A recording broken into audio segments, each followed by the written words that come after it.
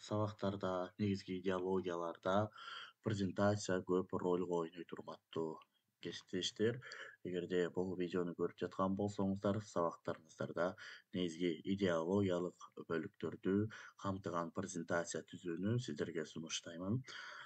Бул презентациялар түзүүдө негизги мүмкүнчүлүктөр аябагандай жогору. Презентация бул сабактын көркү. Значит, сиздер өзүңүздөр сабагыңыздардын көркүн чыгарышыңыздар керек да. Сабактын көркүн чыгарууда сиздерге идея, кандайдыр бир слайд түзүү керек болуп жатса, Google'га киресиздер дагы, Aha Slides деп жазсаңыздар, ушундай платформа ачылат. Бул платформага киресиздер дагы, англисче болсо, мышканын оң капталын басасыздар дагы. Эмне кылабыз? Русскийге которобуз. Которулгандан кийин бесплатная регистрацияны басабыз. Күтөбүз бир аз.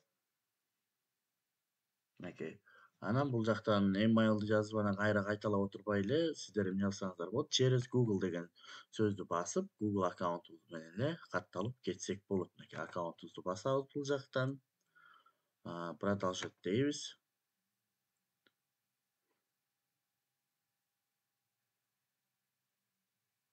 Окей. Анан сизге эмне керек? Мисалы үчүн бул жакта тандоо берип атат сизге, көрүп атасызбы? Бул PowerPoint форматында или Templates программасында. Плюсту бассаңыз, сиз өзүңүз жаңы платформа менен таанышып кире аласыз да. Бул жакта сайт аркылуу иштеген же Google PowerPoint аркылуу иштеген бөлүкчөнү сиздерге сунуштап атат да. Бир аз күтөбүз интернет киргичекти. Мынакей, кире атасыз бул жака. Негизги идеологиялар, мынакей. Бизден жаңы тест түзгөндө караңыздар, Aha Slides'тен бизге сурап атат. Тест түзсөңүз болот деп атат. Оюн түрмөктөрүн контент жасасаңыз болот деп атат. Популярга киресиз дагы, сизге эмне керек? Спиннер керек окуучуларга. Жымдай болгон сөзбү, диаграммабы, кандай бөлүк керек сизге дей турган болсоңуз, плюс бассаңыз жаңы баштадыңыз да. Ушул жакта мага спиннер керек десеңиз, спиннерди басасыз. Спиннерге, могу Aha Slides'те, могул жака сиз аттарын жазсаңыз болот окуучуларыңыз. Мисалы үчүн ак жол деп. Ак жол дейбиз. Ак жол дегенден кийин бул жака мисалы үчүн сиз Айдана, Наргиза, Айжамал, Арлен, Нурлан деп жазып кете бересиз да. Ошондо сейвти бассаңыз, бул жакта аттар өзгөрөт. Мынакей, көрдүңүзбү?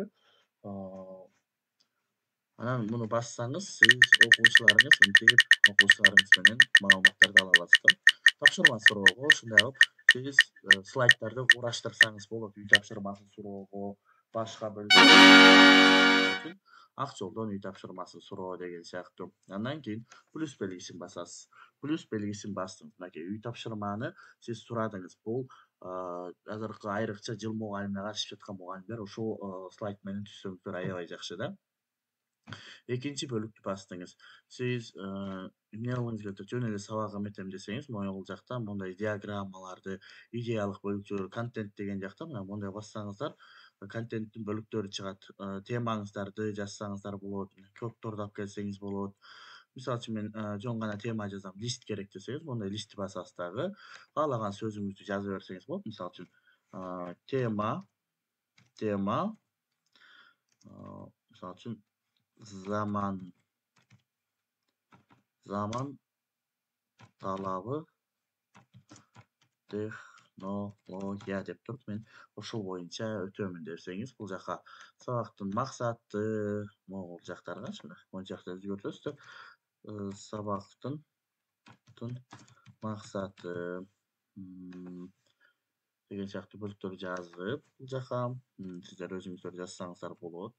Чтоб сабактын максаты, сабактын жүрүшү, ушул эмелерди ушундай камтысаңыздар болот. Эми баары бүткөндөн кийин кайра экинчисин басасыздар. Экинчи басканда мага эмне керек?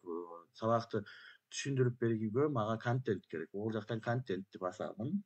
Контентти басып, мен бул жактан бул жагынан мынакей ушундай шаблондор чыгат. Мен шаблон менен сабак түшүндүрүүгө кирсем болот. Мынакей мындай шаблон тандайм. Шаблон ачылат. Сүрөттөрдү үстүн бассаңыздар, мынакей плюс деп image деп чыгат. Ошол имейждерди эме кылып алсаңыздар болот. Компьютерлериңиздерден жүктөп алып келсеңиздер болот. Мисалы үчүн, могу сыяктуу размердеги, сунуштагы размердеги сүрөттөрдү алмаштырып койсоңуздар болот. Эми бул жак алмашты, мен бул жака маалымат беришим керек. Ушинтип баардык маалыматтарды бере берсеңиздер болот, урматтуу кесиптештер. Сабак өтүүдө, сабак түзүлүшүндө бул роль аябагандай мааниге ээ болот да. Заман талабы технология деген сыяктуу. Анан плюсту бастым. Мен оюн ойноткум келди десеңиз, бул quiz дегенге киресиз дагы. Мисалы үчүн мондай сурообу, мындай изилдөөбү, pick image мененби, жазуугабы, сүрөттөр мененби, дал келтирүүбү. Мисалы үчүн дал келтирүүнү бастыңыз сиз. Дал келтирүүнү бассаңыз, биринчиге мен дал келтирүүнү жазып атамын да. Ошон үчүн компьютер мисалы үчүн монитор дейин.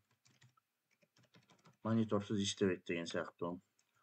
Ноутбук, зарядка,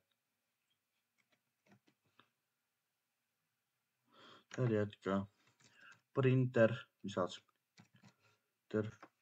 боёк деген. Боёк. Ушинтип жазып кете берем. Көрүп атасыздарбы? Бул жагына 4 суроону жазсам болот экен да. Дагы бизде проектор, жарык, электр энергиясы деген сыяктуу. Мынакей мондай кылып койдук. Көрүп атасызбы? Койгондон кийин бул калай берет. Анан могу сөздүн алмаштырсаңыз болот. Мисалы үчүн дал келтирүү. Деп уну ортого койдуруп, мындай кылып жазсаңыздар болот да. Дагы тест бергим келип атат. Плюсту басам. Мисалы үчүн тести бул жакта сүрөтү чыгып атат. Кандай тест болорун көрүп атасыздарбы? Pink answer, pick image. Мисалы үчүн бул суроону бергиңиз келсе, үстүн басасыз дагы эле. Бул жака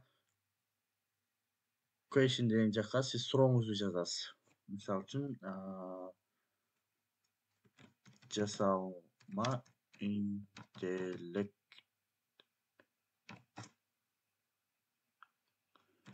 деген эмне? Мен сабак өттүм, ушуга окуучулар жооп бериш керек деген. Бул жака мисалы үчүн жообун жазасыздар. Робот. Мисалы үчүн жардамчы. Ушинтип окуучулар бул суроолорго өздөрү диаграмма сыяктуу жооп берди. Мисалы үчүн жасалма интеллект бул робот. Бул жака башканы жазсаңыздар болот. Мисалы үчүн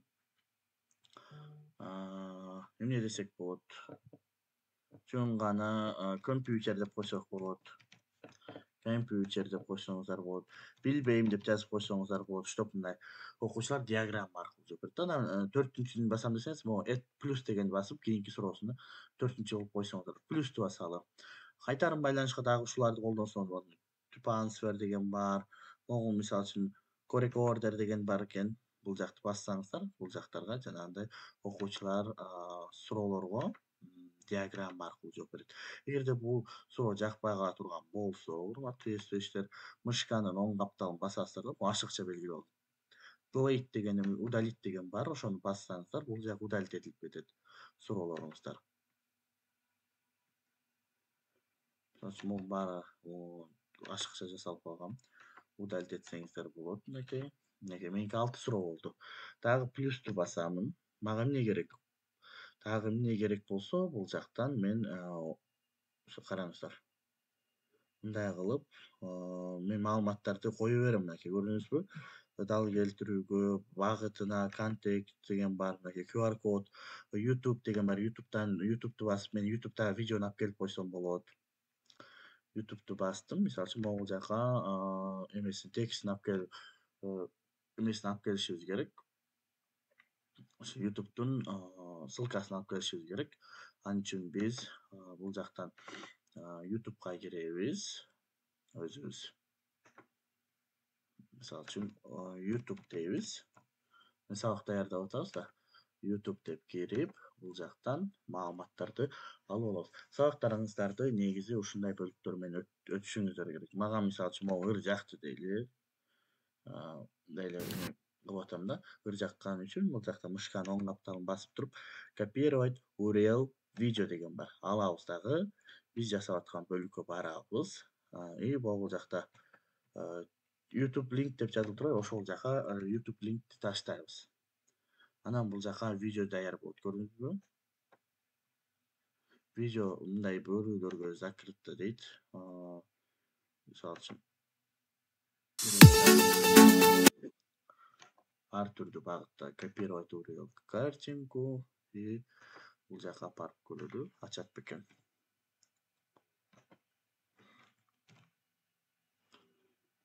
Видео мынакей ачат бул жактан. Уруксат берет болуш керек деген ойдомун. Мындай кылып коелу. Ушул сыяктуу кылып, плюсту басып, сиздер каалаган контент менен сиздер тесттериңиздер түзсөңүздөр болот. Мисалы үчүн, могу 8-чи кереги жок десеңиз, аласыз дагы, удалить этесиз дагы. Бүткөндөн кийин караңыздар. Present деген бар. Presentти бассаңыздар, бул мисалы үчүн бул жактарга эме бересиздер. Калышка present деген бул көрүүгө арналган бөлүкчө.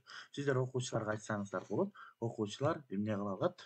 Ушул QR коддорду окутуу менен сиздин сабагыңызга кошула алышат. Мисалы үчүн мен биринчи баракка барам. Биринчи баракка келдим мен, көрүп атасыздар. Биринчи баракка келгенде окуучуларга мындай бөлүкчөлөр чыгып турат. Мисалы үчүн дагы айландыра турган болсок, окуучулардын телефонуна да айланат, чтоб кимге келгенин көрүнөт. Үй тапшырма сураганда ушундай кылып сурасаңыздар болот. Телефон окуучуларга дагы автоматтык түрдө маалымат берип тура алат. Окуучуларга мисалы үчүн мындайынан бөлүктөрдү кетире турган болсо, бизге бул жактан белгилер келип турат. Анан экинчиге кеткенде, экинчиге барары менен тиги да экинчине кетет да. Заман талабы технология. Бул жакта маалыматтар кетет. Мынакей сабактын максаты, ушул жактан түшүндүрүп өзүңүз кете берсеңиз болот. Кинолента. Телефондон дагы бул жакта кандай көрүнүп аткан болсо, окуучунун телефонунан да ошондой көрүнүп турат. Тест келди бизге. Тестти баштайбыз. Тестти баштаганда могу дал келтирүү. Мынакей.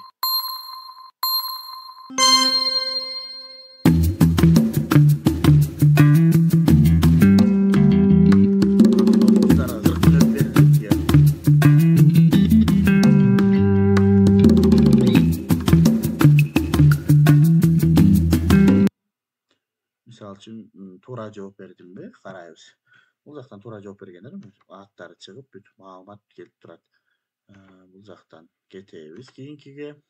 Мисалы үчүн ким жооп бергенине бул жактан маалымат алып турасыздар. Андан автоматтык түрдө кийинки баракка кетет. Окуучуларыңызга онлайн аралыктан дагы сабак өтүүгө ушул программаларды пайдалансаңыздар болот. Жасалма инженер. Караңыз, бул жакта эмне берип атат? Мындай болгон бизге регламент чыгарып берет. Мындай кылып кетире беребиз.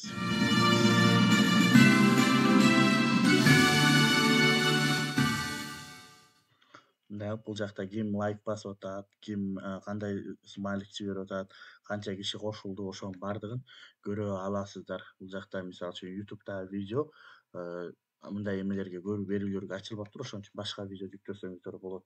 Окуучуларга сиздердин телефондо кандай көрүнүп жатса, ошондой мааниде көрүнөт. Эч камсанабастан көргөзсөңүздөр болот. Бүткөндөн кийин мынакей бирөөлөргө таратам десеңиз, мынакей бул жакта поделиться деген бар. Поделицадан QR код аркылуу таратасыз или ссылканы копировать этип, башка бир бөлүктөргө сактап алсаңыздар болот, урматтуу эстештер. Бул программанын аты Slides программасы. Эң оңой сабак өтүүгө арналган бөлүктөрү бар. Мисалы үчүн жаңы сабактарды түздүңүз,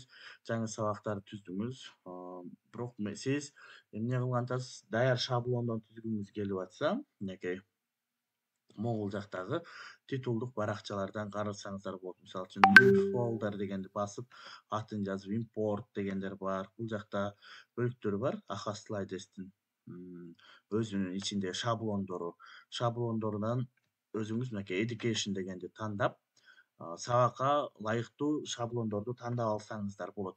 Жана биз түзгөн слайд бул негизги презентациянын слайд, ал өзүңүздөр түзгөн. Жок, мен өзүм түзгөнгө убактым жок десеңиздер, ушундай кылып бирөөлөр түзгөн шаблондон алып сабактарыңыздарды өтсөңүздөр болот. Мынакей карап көрүңүздөр.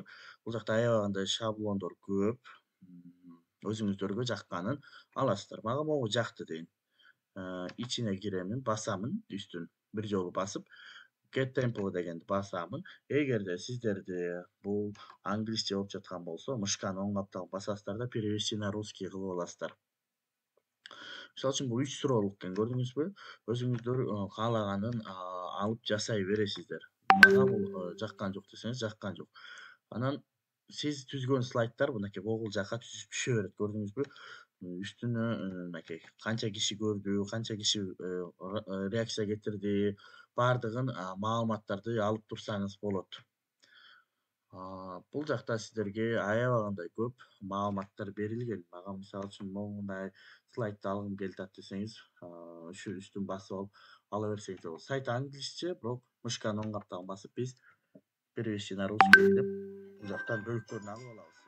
Сиздер мисалы үчүн көчүрүп алсаңыздар да болот, муну скачать этип өзүңүздөрдүн сабактарга колдонсоңуздар болот. 4 барактан түзүлгөн слайд экен, караңыздар. Бул жакта 4 барактан, бул жактан көрүп аласыздар. Мисалы үчүн эмнелери бар экен биринчи кирерден мурун. Барбы, сизге сабагыңызга колдоно турган бөлүгү барбы? Жок болсо жаап коесуз. Жок болсо жаап коюп, кийинки бөлүктөрүнө өтүп кете бересиздер. Урматтуу кесиптештер, Aha Slides программасы менен сиздер жакындан тааныштыңыздар деген ойдомун. Сабак жаккан болсо биздин YouTube каналга катталып, комментарий каттап, лайк басканды унутпаңыздар. Сиздер менен дагы көптөгөн маалыматтарды бөлүшүп турабыз. Өзүңүздөрдүн суроолоруңуздарды комментарийге жазып кетиңиздер. Биз ошолор боюнча дагы иштегенге аракет кылабыз.